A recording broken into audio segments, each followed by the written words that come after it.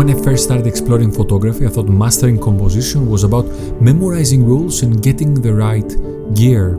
But over time I've realized that a lens doesn't just capture a scene, it shapes how we see the world. And if there is one lens or one focal length that truly bridges creativity and challenge, this is the humble 50mm.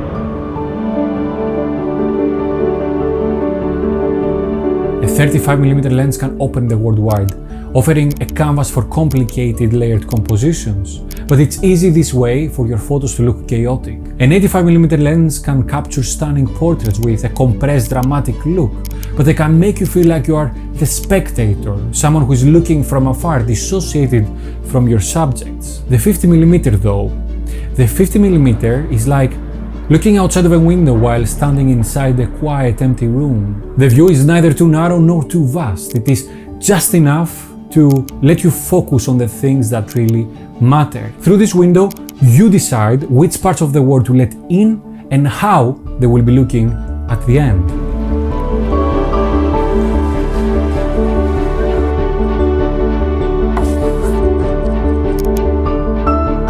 With a 50mm focal length, the focus is on the subject. You do not just shoot a wide frame. The context comes from the thing or the person you are photographing. One of the first things I've learned while shooting with a 50mm focal length was to avoid chaos, to not cram every single detail in my frame. I learned to focus, to be specific. I learned to keep a simple background and let my subjects tell the story. When I frame my shots, I ask myself these two questions. What is my subject and what story do I want to tell? If I have these two elements, then the 50mm focal length allows me to add foreground and background elements to create depth in my image without bokeh being too imposing to my photo, even when I'm shooting wide open at f1.8.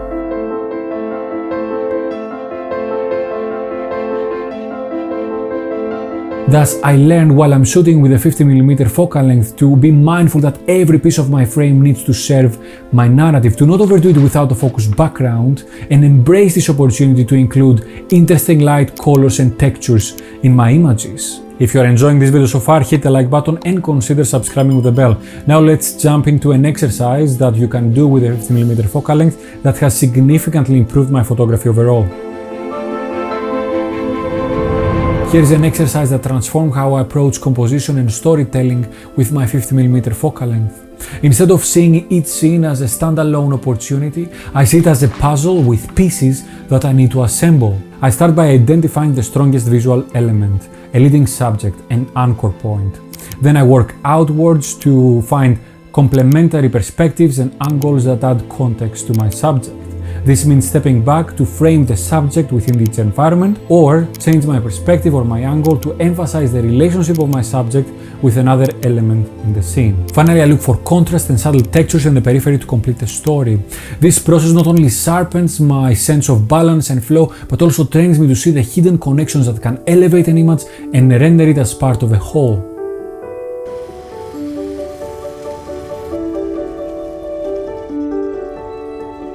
The 50mm focal length strikes the perfect balance, not too wide, not too narrow, which is ideal for simplicity. Overcomplicating your frames can dilute the impact of your subject. So as we said in the beginning, when I'm shooting straight with a 50mm lens or an equivalent focal length, I focus on letting only one or two elements take the center stage. To enhance my compositions, I use lines, fences and bars to create frames and subframes that will naturally draw the viewer's attention towards my main characters. Remember, when we're out in the streets taking photos, regardless of what is happening around us, we are the directors that are shaping the narrative of our own static movies.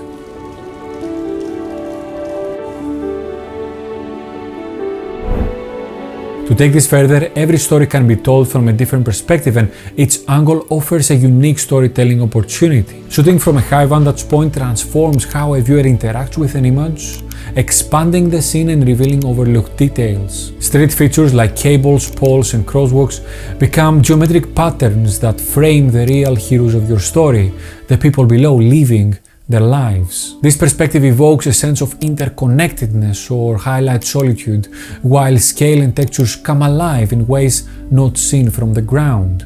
High-level shots, on the other hand, create intimacy and relatability, drawing the viewers into the scene as if they are part of the story.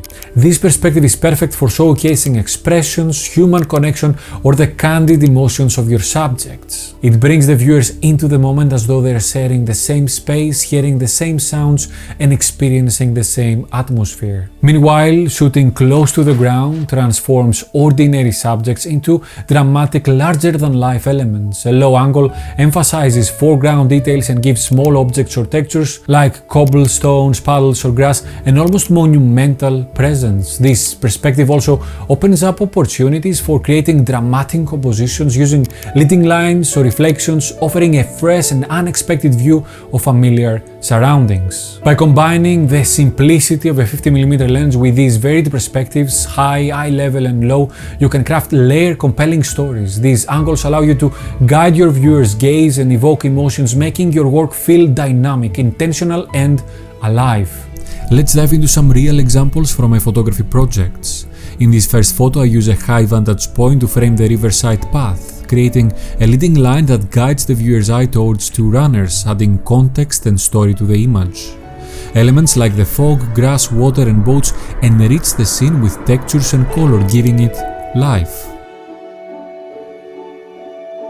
This second shot is all about capturing a connection to the moment. I chose an eye-level angle and a simple background of fog, complemented by foreground elements like leaves scattered on the grass.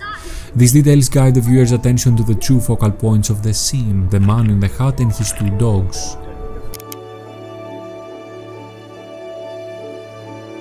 Once again, I'm using an eye-level angle, but this time I've incorporated three poles, positioning the foreground, midground, and background to frame my main subjects: the cyclist and the runner. Finally, I position the camera low to the ground to create a dramatic perspective of the structure in front of me, which serves as a frame for the people passing by. This low angle adds intensity to the scene, especially to my subject, the cyclist, captured in a dynamic stance as he rides in front of my lens. The more I used this lens, the more it became a mirror, not just of the world, but myself. It showed me how much I had to learn about seeing. Each frame felt like a tiny step forward, not just in photography, but in how I understand light, color, and emotion. The 50mm lens is a tool for discovery, not just of your environment, but of yourself as a photographer. People consider this focal length an easy one, but it is challenging for the very same reason. Whether it's your first lens or your 50th, it will challenge you, frustrate you, and ultimately make you better. What stories will you tell with your 50mm lens? Let me know down in the comments. Share your tips, your challenges, and your victories. And if you want to see more videos in this series, make sure to subscribe and hit the bell. Also, let me know down below which focal length you want me to do next. Now, if you want to see how I compose my photos at night, click and watch this video next. That was all for today, guys. Thank you very much for watching. Until next time, I will see you on the streets. Bye bye.